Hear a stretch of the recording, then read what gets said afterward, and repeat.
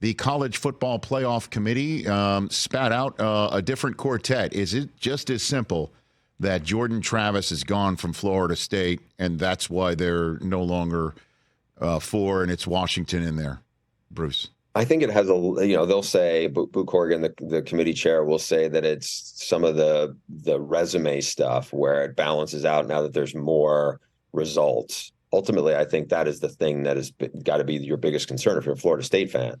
Tate Rodemaker, it did lead them to a comeback win when Travis got hurt last year against Louisville. By all accounts, people have a lot of confidence in him, but he's not the guy that led one of the more prolific offenses in the country. They still have all the skill guys. I think they're still really talented. Florida's banged up. Florida's not with their starting quarterback this week in that rivalry game. But then Louisville is a really good team. They've had a really good year. I think Jeff Brom's done a terrific job in year one there. If you look at Florida State, if they get through Louisville and they get through Florida, I don't know how without their starting quarterback, how the committee could put them in a precarious position where it's still not good enough. Remember, they smashed LSU in the opener. It wasn't even close. Mm-hmm. At one point, I think they outscored them 31-0.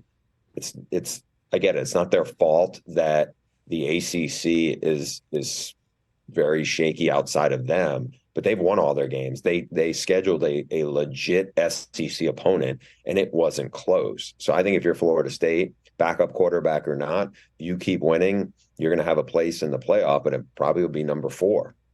So how does the, Pac-12 championship game or how does it affect anything, right? Big Ten championship game. It does just kind of feel like this is the moment, right? This weekend is the results oriented, or Alabama beating Georgia. Would that shake anything up? Like, give me the seismic moments here over the next 10 days, Bruce. Well, we're probably not going to get everybody to be undefeated that's still undefeated, right? I mean, so start with the Pac-12. Now, let's say Washington gets through the Apple Cup, Oregon gets through against a good Oregon State team. Yeah.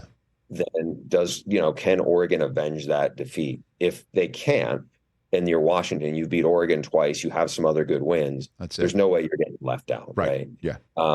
Then let's just assume that the winner of Ohio State, Michigan is not going to stumble in the Big Ten title game. So that's another one. That's 2. Then you're looking at, if Georgia holds serve, they're going to be the number 1 seed. But if Alabama knocks them off, you would have a 1-loss Alabama team with the best win of the season beating Georgia in the SEC title game. But they do have a head-to-head loss at home, no less, against Texas, and Texas handily beat them.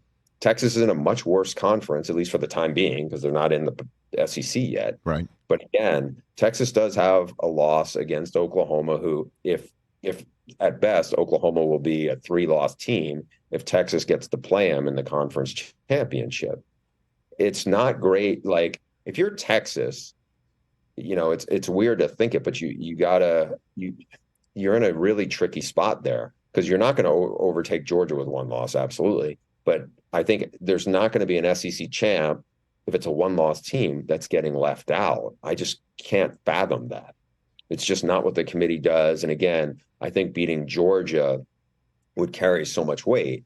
But then all of a sudden here, like, we're laying it out. If and it's a big if you have an undefeated Pac-12 champ, if you have an undefeated Big Ten champ, that's 2. If somehow Florida State makes it through, that's 3.